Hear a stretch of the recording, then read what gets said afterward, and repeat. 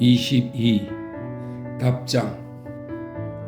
홍경이란 카페에 그런 여자인 줄만 알았더니 퍽 얌전하고 좋은 사람인데요. 어떻게 좋아?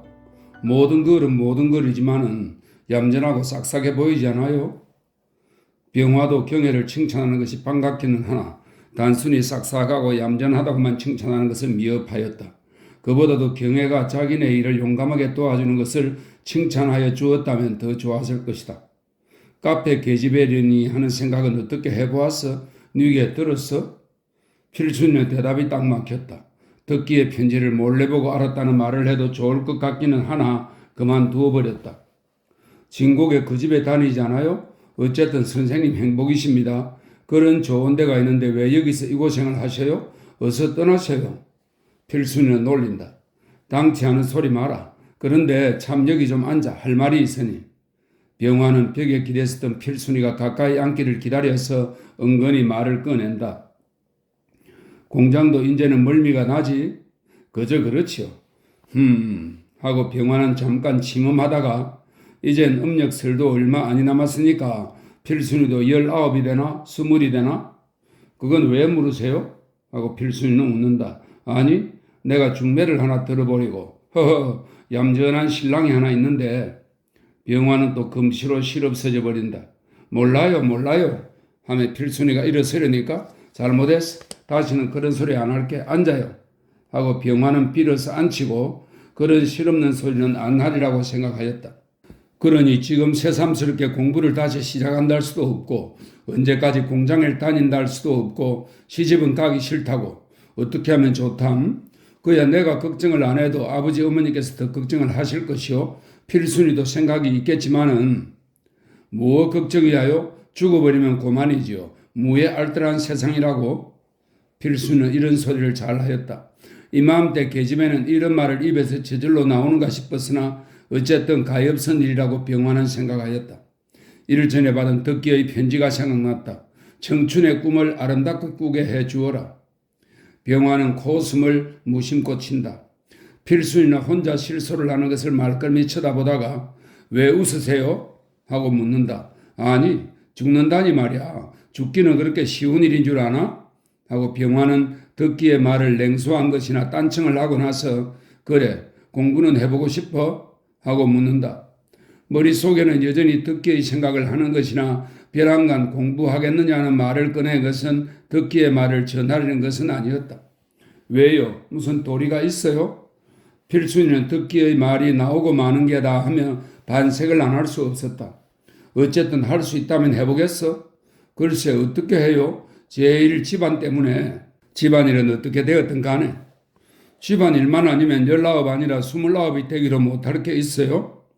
필순이는 듣기가 자기 집 생활까지 돌봐주마고 하지는 않았나 하는 공상을 해보고는 고마운 생각과 그 사람이 왜 그처럼 열심일까 하는 의욕과 겁이 뒤섞여 났다. 그래 공부를 하려면 뭘 하겠소? 아무거나 하죠. 사실 이것을 하겠다고 결정한 것은 없다. 그러나 장래 취직할 수 있는 점을 첫째 조건으로 생각하는 것이다. 그러면 말이야 좀 멀리 떨어져 가야 공부할 길이 생긴다면 어떻게 할꼬? 병화는 한참 주저하는 눈치더니 딱 결단했다는 표정으로 묻고서는 필순이의 얼굴을 바라본다. 멀리 어디요? 일본이요? 필순이는 경도를 생각하였다. 아니 그런 데는 아니고 좀 가기 어려운데. 병화의 말에 필순이는 자기의 공상이 깨어진 듯이 얼굴빛이 차차 변해간다. 붉은 나라 서울 모스크바로 공부하러 가지 않겠느냐는 말에 필순이는 놀람과 실망을 느끼지 않을 수 없었다. 자기 집 사정을 번연히 알면서 왜 그런 소리를 하는가 진위를 알 수가 없었다. 그런 데를 내가 어떻게 가요? 단 세 식구에서 내가 빠지면 어머니 아버지는 어떻게 사시게요? 필순이는 그런 일을 생각만 하여도 눈물이 날 것 같다. 굶으나 먹으나 따뜻한 부모의 사랑에 쌓여 있고 싶은 것이다. 예전에 잘 살 때 집에 둔 개가 새끼 하나가 축이 난 것을 보고 먹지도 않고 온종일을 들락날락거리던 것이 생각난다. 필순이는 그 생각만 하고도 눈물이 괴한다. 러시아라면 첫 대박이의 머리에 떠오르는 것이 시베리아다. 망망무제는 넓고 멀어서 끝이 없다는 그런 뜻입니다. 망망무제한 점으로 가는 불판에 다만 하나 어린 계집애가 가는 듯 마는 듯 타박거리며 가는 조그만 뒷모양이 원경으로 눈앞에 떠오른다. 그것이 자기라고 생각할 때 또 눈물이 솟을 것 같다. 왜 싫어? 어머니 치맛골에서 떨어질 수가 없어? 이런 속에 들어앉아서면 별 수 있나? 시원하게 몇 해 동안 나돌아다니며 공부도 하고 구경도 하고 오면 좋지 않아? 이 좁은 천지에 들어앉았으려니 나는 싫어. 나도 뒤쫓아 갈 테니까 고독하다거나 염려될 거야 없지. 가보기로 하는 게 어때? 병화는 열심으로 권한다. 그러나 필순이에게는 귓가로 들렸다. 듣기가 아무쪼록 그러한 대로 끌어넣지 못하게 하는 것과는 정반대로 자기 집 사정을 보다시피 뻔히 알면서 이렇게 강권하는 것이 한편으로는 무중한 것 같이 생각되었다. 그러나 자기가 나가면 뒤미쳐 쫓아오겠다는 말을 듣자 필순이는 눈이 반짝 떠있는 것 같았다. 일도 일이거니와 둘의 세계를 모스크바에 찾아가자는 말인가? 그러면 이 사람이 이때까지 내게 대해서 남유다른 생각을 가지고 있었던 것인가? 꿈에도 생각지 않았던 일이나 그렇다고 놀라지는 않았다. 그러나 듣기의 편지로 보거나 이때까지 서로 지낸 것으로 보거나 친하다면 남매간 같고 친구 같고 사제간 같았을 뿐인데 남에게는 그렇게 말을 하여도 그것은 가면이요. 제 속 생각은 따로 있었던가? 만일 그렇다면 홍경애와의 관계는 어떠한 것인가? 그것은 또 그만두고라도 정작 공부를 시키겠다는 듣기의 말은 지날결에도 꺼내지 않으니 그것은 웬일일꼬? 혹시는 어제 달아난 피역이라는가 하는 사람을 쫓아가라는 말인가? 그렇다면 피역이의 일을 도우라는 말인가? 혹은 아까 중매를 섬하느니 신랑감이 있다느냐 한 것으로 보아서 피역이를 쫓아가면 자연히 공부도 되고 결혼도 하게 되리라는 계책으로인가? 필순이의 공상은 끝간데를 몰랐다. 부모가 안 계시면 아무렇게도 좋겠지만 그것도 남같이 동기나 많으면 먼 데라도 가겠지만은 내가 없으면 어머니 아버지는 어떡하시라고? 필순이는 또 한 번 같은 말을 단식하듯이 내었다. 만일 어머니 아버지께서 허락하신다면 어떡할 테요? 허락하실 리도 없고 또 그렇게까지 해서 공부하긴 싫어요. 나 같은 여자가 필요하시면 홍경애를 보내시면 어때요? 아무것도 모르니 나 같은 것이 그런 데를 갔어야 공부도 안 될 것이요. 일도 안 될 게 아닙니까? 필순이는 아무래도 그런 일생의 무거운 짐을 지고 유랑의 생애를 보낼 생각은 없었다. 부잣집 며느리가 되어가지고 호강하자는 것은 아니나 벌어서 부모나 복양하다가 시집을 가게 되면 가리라는 생각밖에 그리 큰 생각은 없는 것이다. 공부를 하겠다는 것도 직공생활보다는 좀 더 수입 있는 직업을 얻자는 수단이다. 평소에 부친이나 병화에게 감화를 받기는 받았으나 그것은 자기만이 가지는 사상의 토대를 만들어두는 정도에 그치는 것이었다. 글쎄 말이야, 홍경애도 나갈 것이니 더욱 좋지 않은가? 내가 먼저 나가든 홍경애가 먼저 나가든 할 게니까 우리 모두 함께 나가서 마음 놓고 살아보자는 말이지. 이 말에 필순이는 다시 의심이 든다.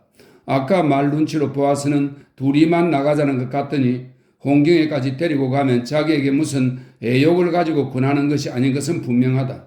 그렇다면 다만 이를 위하여서인가? 혹은 피역인가 하는 사람과 무슨 연줄을 붙여서 그 사람의 사생활을 위하여서인가? 병화에 맡은 일 가운데 남녀 학생을 수삼인 골라 보낼 것도 그중 하나였다. 필순이의 사정은 모르는 것이 아니나 공부하지 못해 애를 쓰는 판이니 어쩌면 낯설 듯 싶어서 물어본 것이나 의외로 가정적 보통 여자와 다름없는 것을 보고 실망하였다. 경애도 가려라는 말은 실상 의논해본 일도 아니요. 경애에게는 자식이 매달렸으니까 더욱 어려울 것이다. 그러고 보면 자기 아는 여자 가운데서는 별로 고를 만한 사람이 없다. 어쨌든 병화는 자기 맡은 일을 응구어 놓고서는 뛰어나가고 싶으나 그 전에 내보낼 사람을 내보내 놓아야 할 것이요. 또 이왕이면 필순이나 경애 같은 잘 아는 여성 하나를 내보내두고 싶은 것이다. 공부는 하고 싶어도 일본 같은 데 가서 편안히 떼어주는 학비나 받아쓰고 할 자국을 구하자니 어디 그런 입에 맞는 떡이 있으려고? 병화는 웃는다. 그러나 그 웃음이 비웃는 것 같은 데에 필수는 심사가 나서 잠자코 있다. 그런 자국을 얻자면 돈 있는 늙은 놈의 첩노릇이나 할 생각이 있으면 모르지만은 지금 세상에 병화의 불뚝심지는 또 이런 듣기 싫은 소리를 거침없이 하는 것이다. 필수는 듣기가 분하였다. 그러면서도 듣기의 말은 여전히 들끝만큼도 꺼내지 않는 것이 이상하다. 이상하다느니보다도 미웠다. 만일 듣기에게 시기를 내서 그런다면 더러운 일이다. 아무리면 몸 팔아가며 공부하잖아요. 필수는 울고 싶은 감정으로 한마디 하였다. 그렇게 노할 게 아니라 지금 세상이 그렇다는 말이지. 지금 세상은 교육이라든지 학문이라는 것이 직업을 얻기 위한 수단이라는 데서 또 한 걸음 더 타락해서 결혼 조건이나 여자의 몸 치장의 하나가 되었으니까 말이지. 기생도 이 학교 출신이라면 벙어리처럼 소리 한마디 못해도 잘 팔리고 기생첩보다 여학생첩이라면 값이 나가는 세상이 아닌가. 그런 것도 있고 그렇지 않은 것도 있겠지요. 필순이는 앙하는 소리로 대꾸를 했다. 그렇지 않은 사람은 누구야? 병화는 듣기를 생각하며 물었으나 필순이는 대답을 주저한다. 그래, 그렇지 않은 사람이 공부를 하라면 할 텐가? 필순이는 역시 대답이 없다. 대답이 없는 것은 그렇게 하겠다는 말이다. 조듣기군이 공부나 시켰으면 좋겠다고는 하지만은 남의 은혜라 무서운 것이요. 받으면 받은 만큼 갚아야 할 것이니 무엇으로 갚을 텐가? 갚기를 바라지 않는 사람이 이 세상에 얼마나 있을꾸? 필순이는 그도 그렇기는 하다고 생각하였다. 만일 조군이 독신이라면 나도 구태여 불찬성은 아니지만은 처자가 있지 않은가? 게다가 나이가 어리지 않은가? 필순이는 고개를 떨어뜨리고 앉았을 뿐이다. 그 말도 옳은 말이라고 생각하는 것이다. 병화는 말을 끊어버리고 필순이를 내보낸 뒤에 부둥부둥 누웠다가 일전에 받은 듣기의 편지를 생각하고는 오늘은 답장을 써볼까 하여 책상 앞으로 다가앉았다.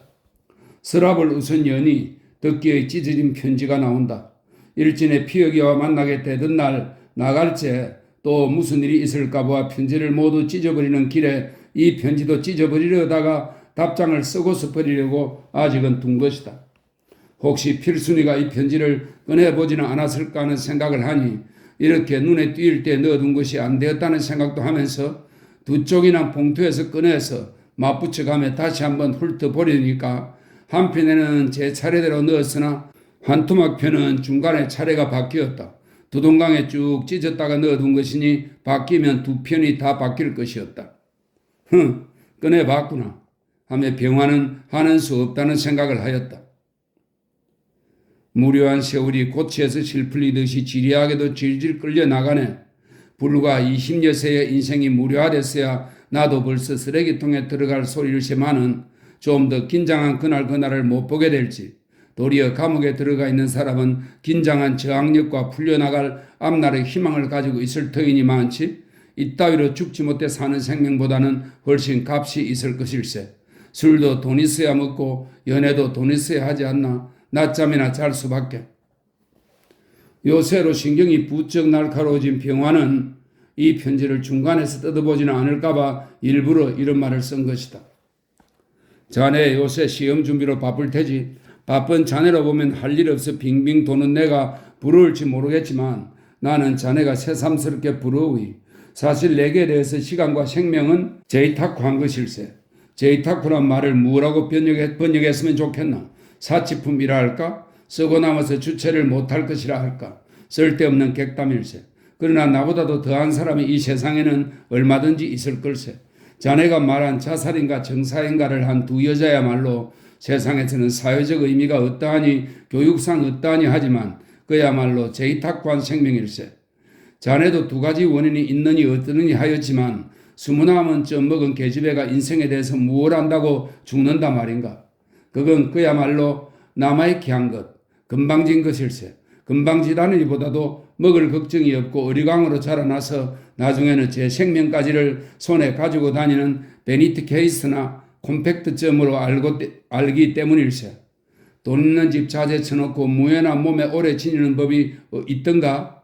아무리 값진 물건이라도 살 때뿐이지 고작에 일주일만 가지면 벌써 시들해서 내던져버리는 것일세. 유상계급의 여자는 말할 것도 없고 남자들도 있는 놈은 넥타이를 아침 저녁으로 갈아매지 않나. 없는 놈은 천신만고를 내서 양복 한 벌이나 얻어 입어보게. 이놈을 3대 4대나 물려둘 듯이 아침 저녁으로 솔질을 하고 신주 모시듯이 모시는 걸세. 자네 부친이 내리신 외투를 입고 다니기가 너무 아까워서 창고에 갖다가 넣어두듯이 말일세. 그러나 외투는 요행이 찾아서 입고 다니네. 하하. 이것도 탈선일세. 어쨌든 밥을 굶는 집딸로서 시집만 조금 낮게 가보세요. 죽으라고 고사를 지내도 죽을 리가 있나? 이렇게 말하면 사람은 빵만으로 사는 게 아니라고 설교가 나올 것이마는 빵이 너무 많으면 체증이 생기는 경우를 생각해 보게. 귀한 집 자식이 꽤 까다롭고 터집이 많고 물리기를 잘하는 법이지만 나중에는 생명까지 물리고 시들해진 것일세. 제이타쿠한 이런 제이타쿠가 어디 있겠나? 만일 사람에게는 빵만이 아니라면 봉건적 유폐의 마지막 희생이라고나 볼 것일세. 오는 시대의 여성은 결코 결혼을 잘못했다거나 실현을 했다고 자살하지 않네. 제 갈 길을 뚫어 나갈 것일세. 거듭 말하거니와 사람은 빵만이 아니라 하지만 빵이 없을 때 사람은 대담하여지네. 용감하여지네. 지금의 중상계급들은 몰락하라고 하는 것은 결코 아니나 자연지세로 몰락하는 날 그들은 생활난으로 자살할지는 몰라도 그런 제이타쿠한 조건이나 생각으로 자살하지도 않을 것이요. 또 그때는 봉건적 유물도 불살라버리게 될 것일세. 우선 결혼 문제로 보더라도 없는 집 자식은 비교적 자유로운 결혼을 하지 않나. 부모가 넉넉할수록 지체를 보고 재산을 보고 더 심하면 정책 결혼을 하는 게 아닌가. 귀족과 부호가 결혼하거나 부호끼리 돈으로 결탁하는 결혼일수록 봉건적 유풍은 더 지키는 법이 아닌가. 서울 동산전의 사무관대나 화롯이나 장독교나 하는 전 세계의 고물이 지방으로 팔려가는 것을 무엇을 의미하나? 양반계급은 관념으로 봉건을 지키고 있게 되는 한편에 전일의 상민 상공계급은 그 형식으로 봉건을 지키자는 것일세. 그러함으로써 양반 행세하게 되네마는 그들은 조만간 몰락하네. 그리고 장독교도 팔아버리게 되고 사모관대도 뜯어서 걸레를 할 것일세. 그래야 결혼은 한 걸음씩 자유로워질 것이니 그때에는 성의 문제로 자살은 안 할 것이나 그 대신에 굶어 죽을 것일세. 굶어서 죽지 않는 사람은 뒤처져 남을 것일세. 간단 명료하지 않은가? 하하. 그러나 누가 뒤처져 남을 건가? 자네인가? 나인가? 자네보다는 나일세. 자네는 자네 조부나 춘부보다 의식으로 나에게 가까운 것을 아네마는 그래도 지금의 자네대로서는 나와 함께 숨을 쉬기는 어렵다는 말일세. 그런데 내가 뒤처져 산다는 말은 내 목숨을 가리켜서 한 말이 아닐세. 따라서 내가 관상쟁이가 아닌 다음에야 자네가 와석 종신을 못하리라고 예언을 하는 것도 아무것도 아닐세. 내가 산다는 것은 내가 가진 사상이 산다는 말이요. 내가 가진 소위 이데올로기가 산다는 말일세. 물론 지금의 내 사상이나 이데올로기가 영원성을 가진 고정한 것이 아닌 것은 나도 모르는 것이 아니나 더 새롭고 더 안정한 인류 생활로 나가는 큰 계단으로서 가치가 있음을 의미하는 자네와 및 자네의 동료는 뒷발길로 걷어차고 시대는 앞으로 나가는 것일세. 내가 시대를 앞으로 끄는 것일까? 아닐세. 그것은 자네가 시대의 꼬리를 뒤에서 잡아당길 수 있다고 생각하듯이 망상일세. 나는 다만 시대에 끌려가는 시대의 동화자일 따름일세. 시대의 의자라고 생각하는 것도 건방진 생각일세. 시대란 무엇이냐고 내게 질문은 하지 말게. 여기서는 장황한 설명이 필요치 않으니까. 그러나 다만 한 가지 할 말은 나와 및 나의 동지는 시대라는 큰 수레를 타기를 꺼려하는 자네네와 자네네 이하 사람에게 어서 올라타라고 군호하고 재촉하는 임무를 우선 맡았다는 것일세. 그러나 여간에서는 타야 말이지 화물선에 사나운 말을 몰아넣기보다도 어려우이. 그러나 회 안에 닭 쫓아 넣듯이 때가 되면 제 골수로 찾아들겠지. 그러나 어려운 일일세. 한 집에서 몇 해를 지내며 길러내다시피 한 필순이만 두고 보더라도 나는 거의 실망일세. 나이 관계도 있고 성격 관계도 있겠지만 필순이 하나도 내 힘으로는 시대의 수레에 집어 올리지를 못하는 것을 생각할 때 새삼스레 자기의 무력한데 놀라지 않을 수 없네. 내가 무력한 것인가? 그를 나 닮아라고 강요하는 것이 근본적으로 잘못인가? 그것은 자네 판단에 맡기네. 나를 중간에 세우지 말고 자네 뜻대로 자네 힘대로 하게. 자네에게 맡긴단 말도 잘못일세. 필순이 자신에게 맡기는 것이 옳을 것일세. 그러나 언제나 만날 날이 있을 것을 믿네.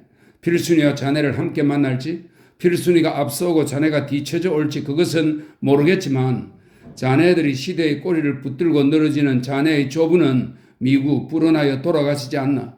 그 이의 지키시던 모든 범절과 가규와 법도는 그 유산 목록에 함께 끼어서 자네에게 상속할 모양일지만은 자네로 생각하면 땅 문서만이 필요할 것일세.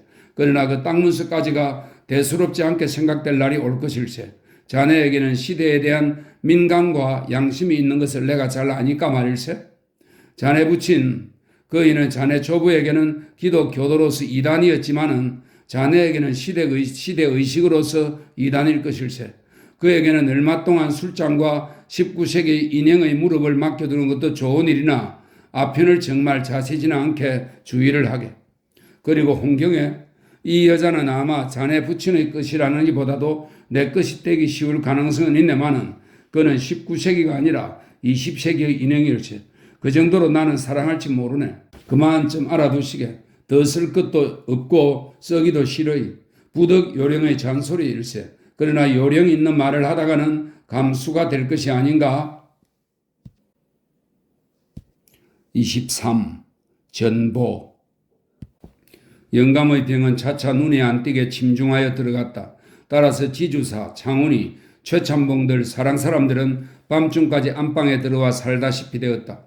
그러나 영감은 병이 더하여 갈수록 아들과는 점점 더 대면도 하기를 싫어하였다. 상훈이는 인사를 차려서라도 아침부터 와서 밤에나 자러 가지만은 사랑해서 빙빙 돌 뿐이다.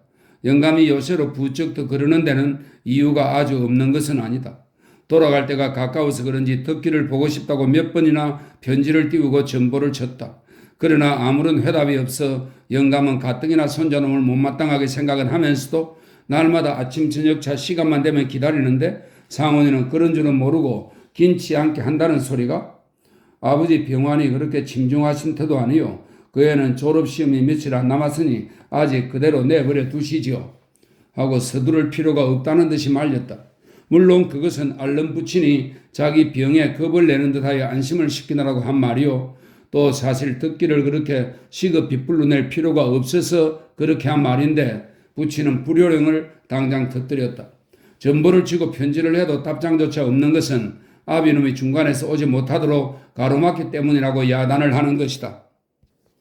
영감이 듣기를 어서 불러다 버리는 것은 귀여운 생각의 애정으로 그렇지만은 한 가지 중대한 것은 재산 처리를 손자를 앞에 앉히고 하려는 생각이기 때문이었다. 물론 아들을 쏙 빼놓고 하려는 것은 아니나 어쨌든 손자까지 앞에 앉히고서 유언을 하자는 생각이다. 그것도 자기가 이번에 죽으리라는 생각은 아니나 사람의 일을 모르겠고 어차피 언제든지 할 일이니까 나중 자기가 일어나서 또 어찌든 간에 이 기회에 대강만이라도 처리를 해 놓으려는 생각이 있느니만치 손자를 성화같이 기다리는 것이요. 따라서 상훈이가 듣기를 못오게 방망이를 드는 것이라고 오해하는 것이요. 아들에게 금치산 선고까지라도 시키겠다고 야단을 치는 것이다. 그러나 상훈이로서는 부친의 그런 속셈이 알 리가 없다. 하여간에 부친이 그렇게까지 하니까 자기라도 편지를 하든 전보를 놓겠으나 창훈이가 전보를 연거푸 3번씩이나 놓았으니 또 놓을 필요는 없다고 한사코 말리기도 하고 자기 역시 저기서 벌써 떠났으리니 하는 생각이 들어서 오늘 내일 세월은 덜 오려니 하고 기다리는 터이다. 그러나 오늘 내일이 지나도 강관무소식이다. 영감은 그럴수록에 시시각각으로 야단이요 손자를 망한 자식이라고 악담까지를 한다. 창훈이는 전보를 영감 앞에서 써서 제 손으로 붙이러 나갔다. 그러나 그 이튿날도 역시 답장이 없다. 어머니 그 웬일인지 알 수가 없습니다. 그래요? 병이 났는지 떠나서 오는 중인지 그러기로 온다 못 온다 무슨 말이 있을 게 아닙니까? 제가 한번 다시 놓아볼까요? 손주 며느리는 하도 답답하여 시어머니에게 이런 의논을 하였다. 시어머니도 요새는 날마다 오는 것이다. 자는 날도 있다. 그러나 안방에는 하루 한 번씩밖에는 못 들어간다. 시아버지의 노염이 풀리지 않은 데다가 듣기가 안 오는 탓이 건너방 고식에게까지 간 것이었다. 글쎄 말이다. 설마 전보를 중간에서 채일 놈이야 있겠냐마는 시어머니도 의아해하였다. 누가 압니까? 무슨 요변들을 부리는지 겁이 더러 납디다 그려? 고식은 이런 의논을 하다가 시누이가 학교에서 오기를 기다려 직접 나가서 전보를 놓고 들어오게 하였다. 경도에서 떠난다는 전보가 밤 11시에 배달되었다. 덕희의 이름으로 띄웠으니까 답전도 덕희에게 왔다. 노 영감은 말은 몰라도 가나 글자를 볼 줄은 알았다. 손주 며느리가 가지고 온 전보를 받아들고 온 자식도 하며 안심한 듯이 반가운 빛이 돌다가 주소 씨명을 한참 들여다보더니 이게 뉴게로 온 것이냐 하고 묻는다. 아가씨한테로 왔어요. 아가씨? 덕희에게로? 영감은 좀 의외였다. 이 집으로 오는 편지는 조덕기 본절하고 전보 같으면 어린 자식놈의 이름으로 하는 버릇이었을 뿐 아니라 이번에는 장훈이가 전보를 여러 번 띄운 터이니 장훈이에게로 보내지 않으면 역시 자식놈의 이름으로 놓았을 터인데 어째 누이에게로 보냈을까? 영감은 좀 의외였다. 아가씨가 아까 전보를 띄웠어요. 손주 며느리의 말에 병인은 그 웬일일꼬? 하고 뒤로 가라앉은 눈이 더 커진다. 손주 며느리는 조부의 말을 알 수가 없었다. 웬일이라니? 웬일 될 것이 없다. 이어서 아무 소리를 해야 그건 고지 들을 수 없어도 제 누이의 전보니까 그 무겁던 엉덩이가 이제야 떨어진 것인 게지요. 수원집이 옆에서 이렇게 씹는다. 덕희 들이는 누가 전보를 넣으라고 하든 조부가 못마땅한 듯이 묻는다. 하도 답답하기에 제가 또 놓아보라고 했어요. 하여간 온댔으니 좋다마는 어째 너희들의 전보를 보고서야 떠날 생각이 났단 말이냐? 일은 간단한 일이다. 그러나 그 간단한 일이 영감에게는 간단하지가 않았다.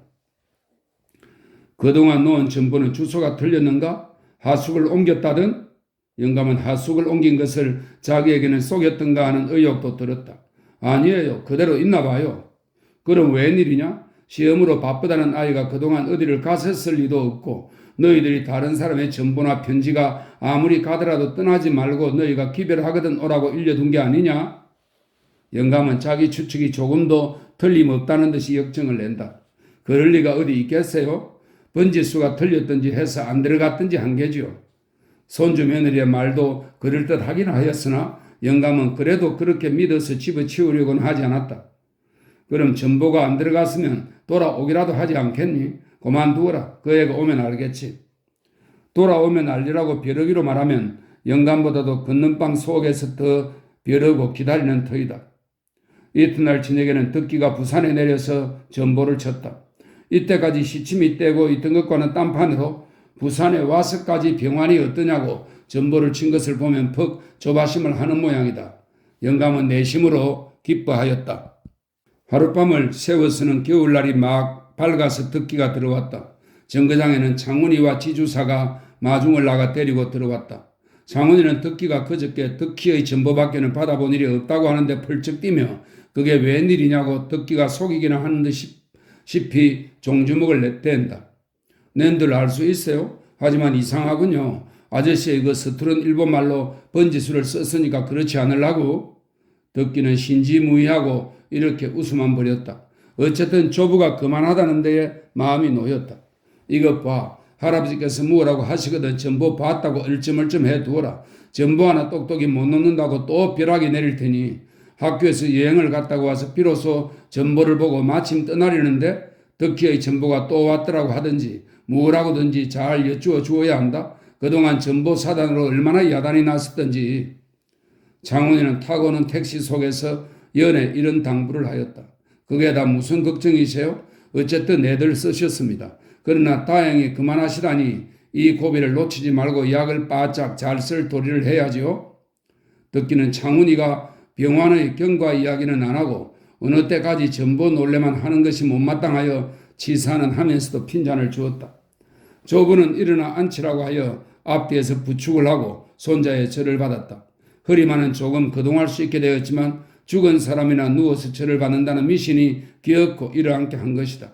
병인은 죽을 사자만 눈에 띄어도 사자가 앞에 와서 막아선 것 같이 질책을 하는 것이었다. 영감의 입에는 웃음이 어렸으나 보기에도 무서운 깔딱 젖혀진 두 눈은 노염과 의욕의 빛에 잠겼다. 사람의 자식이 어디 그런 법이 있니? 영감은 말 한마디에 3번, 4번씩 숨을 돌려야 한다. 이래 앉혔다 누이니까 담이 더 끓어오르고 기운이 쭉 빠진 것 같다. 덕기는 조부가 허리를 쓰고 일어앉는 것을 보고 속으로 반겼으나 다시 누운 얼굴을 보고는 고개를 비꼬지 않을 수 없었다.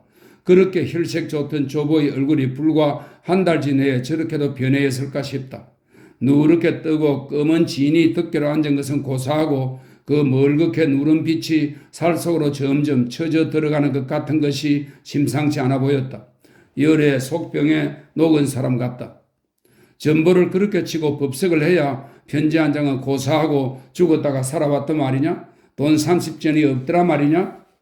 땀이 걸근거리면서도 급한 성미에 말을 급히 쥐어 채려니 숨이 턱에 받쳐서 듣는 사람이 더 답답하다. 전보를 못 봤었어요. 전보를 못 보다니. 그럼 노자는 어떻게 해가지고 왔단 말이냐? 영감은 펄쩍 뛴다. 주인에게 취해가지고 왔어요. 듣기가 또 무슨 말을 하려다가 장훈이가 옆에서 눈짓을 하는 바람에 말을 얼른 돌려서 그동안 석희를 하러 갔다가 와서 한꺼번에 전보를 받고 곧 떠났지요. 하고 꾸며대었다. 듣기 역시 장훈이를 좋게 생각하는 터도 아니요. 또 조부를 속여가면서 구차스럽게 변명을 하기가 귀찮아 이실직고를 하려다가 흥분된 조부가 그 위에 큰 소리를 내게 되면 모두 다 재미없을 것 같아서 장훈이가 눈짓을 하는 대로 말을 돌려대버린 것이다. 석희란 뭐냐? 산에 올라가서 얼음 지치는 거예요. 산에가 얼음을 지치다니 강에 가서 지친다면 몰라도 일본에는 그런 게 있어요. 일본이고 조선이고 얼음 지치는 것은 매 한 가지겠지. 그만두어라. 그런 얼토당토하는 거짓말을 듣자는 게 아니다. 조부는 역정을 내었다.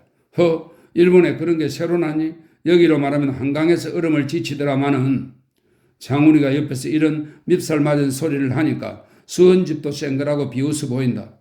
조부가 거짓말로만 밀어붙이는 것이 다행하여 옆에서 부채질을 하는 것이지만은 듣기는 일이야 어찌된 것인지든 간에 일껏 자기 사패 보아주느라고 꾸며댄 것인데 이 편을 거들지를 못할 망정 저런 공없는 소리를 하는 것을 듣고는 심산하는 대로 하면 확 쏟아나 버리고 싶었지만은 이 자리에서 큰 소리를 내서는 안 되겠다고 잠자코 말았다. 그래, 전보환으로 보낸 돈은 어떻게 했단 말이냐? 못 받았어요. 확비인 줄 알고 받아서 주인을 주었다가 다시 취해가지고 왔다든지 뭐라고 꾸며대고 싶었으나 심사가 틀려서 그대로 내뱉어버렸다. 아니 그게 웬일일까? 자네 붙이긴 분명히 붙였나? 붙이다 뿐입니까? 영수증이 여기 있는데요. 참 드릴 것을 잊었습니다. 하며 장훈이는 지갑을 꺼낸다. 장훈이는 지갑을 한참 뒤적뒤적 하더니 아마 집에 두고 왔나 봅니다. 제 손으로 붙이지는 못하고 큰 놈을 시켰습니다만 영수증이 있으니까 갈 데 있겠습니까? 그럼 이따가 가져오게. 영감은 어쩐 영문인지를 알 수가 없어서 갑갑하였다.